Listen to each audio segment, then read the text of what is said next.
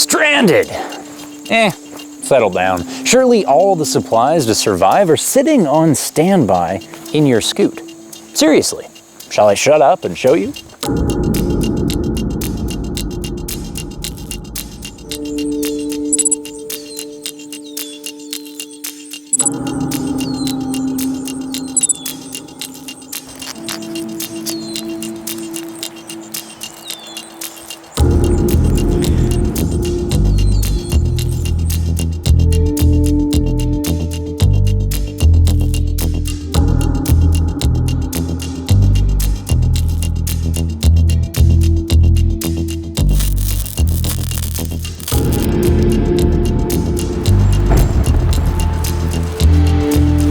Crisis to Kumbaya.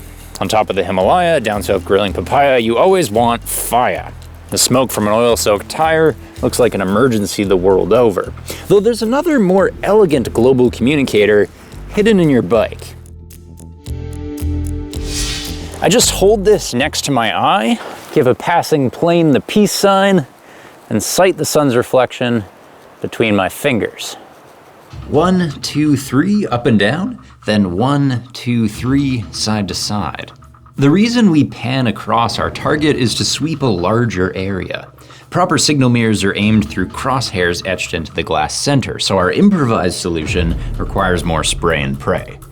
Panning also ensures that when the light does hit the target, it flashes by. Hence the sets of 3, bip, bip, bip, beep, beep, beep, bip, bip, bip. That's SOS in Morse code. Even if I can't reliably shine those durations, I can make 3 flashes at a time. Internationally, that signals help.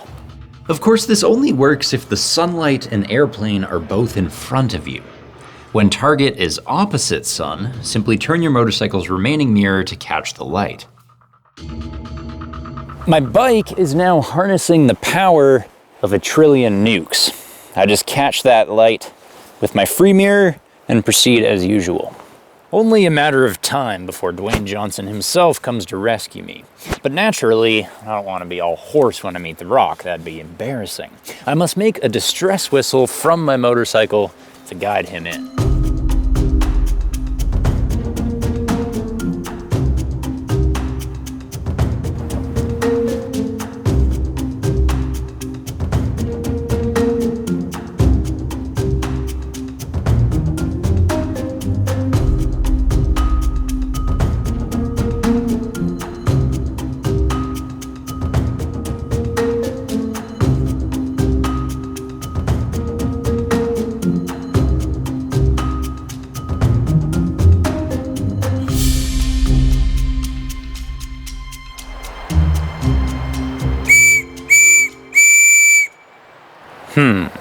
Well, there's a pandemic on, you know. And in healthy adults, the symptoms include toilet paper hoarding psychosis and a decreased ability to make original conversation. So, what can I pirate from the bike to make my own way out?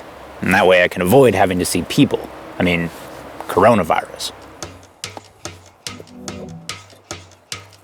First, I need my bearing. To build a compass only requires a needle and a magnet. My jacket has magnetic closures. A lot of helmets have magnetic D-ring clasps. Failing that, there are magnets inside this alternator cover. But I pity the fellow who has to go that far, so in a minute I'll show you how your bike can make a magnet. For now, let's assume you've found one to stroke. Rub 1/2 of the staple in one direction only, and only if given consent. Those are the laws of attraction. Now stitch that staple through a tiny leaf, set it on still water, and wait for the earth to pull it along the north-south line. Excellent. But like vulnerable Adam, one stiff breeze messing with my leaf, and I'm left with my dick in my hand. Or maybe I can't find water, or maybe I can't find a magnet. Then let's use our bike to make a much stronger compass. Select a straight metal tool from your kit. Screwdriver, tire iron, whatever you have. These are usually steel, which magnetizes well, whereas my bike is mostly aluminum, which doesn't. In a pinch, there are some ferromagnetic parts you could break off. Spokes work great. Presumably I won't miss them, because if the bike ran, I wouldn't be in this mess. You'll also need a piece of wire. The average motorcycle has 100 yards of it. Good hunting.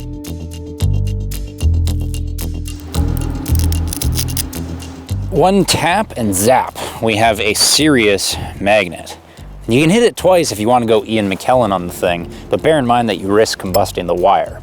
And we've already covered fire starting technique. After that, just pull a thread from your pants, hang the magnet somewhere sheltered, and wait for the Earth to show you its nether regions.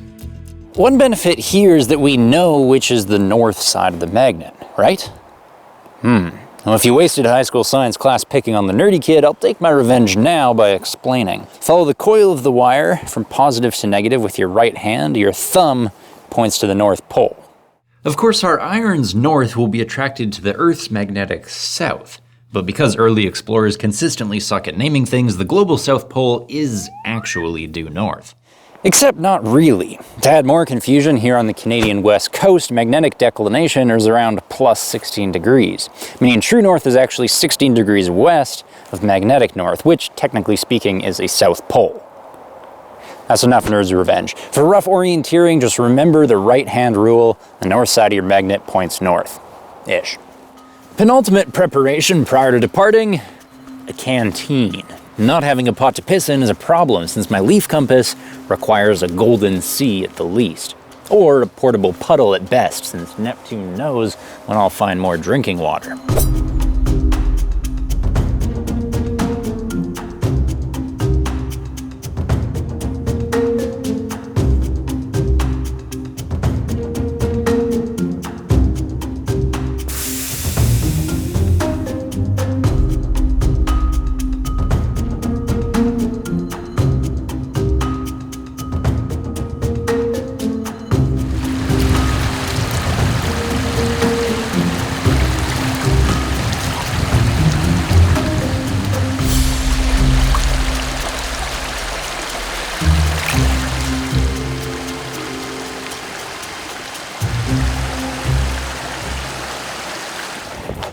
An ergonomic, hands-free canteen. Now, this 4-inch tube holds almost 10 liters of water.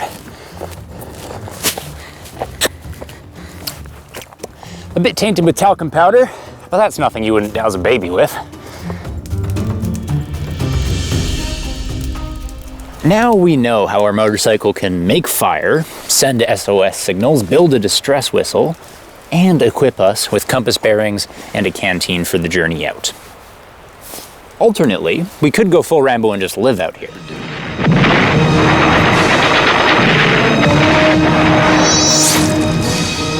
You don't seem to want to accept the fact that you're dealing with an expert in guerrilla warfare.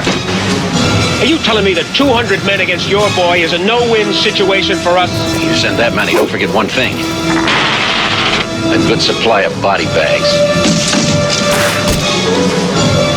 Sylvester Stallone. This time, he's fighting for his life. First blood.